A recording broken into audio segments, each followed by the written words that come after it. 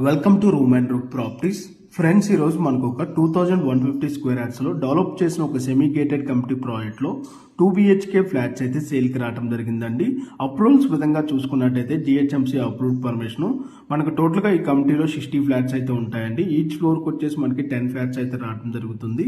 Flat sizes వచ్చేసి మనకి 1000 SFT and 1100 SFTలో ఈస్ట్ అండ్ వెస్ట్ ఫేసింగ్లో అయితే మనకి ఫ్లాట్స్ అయితే సేల్కి అవైలబుల్ ఉన్నాయి.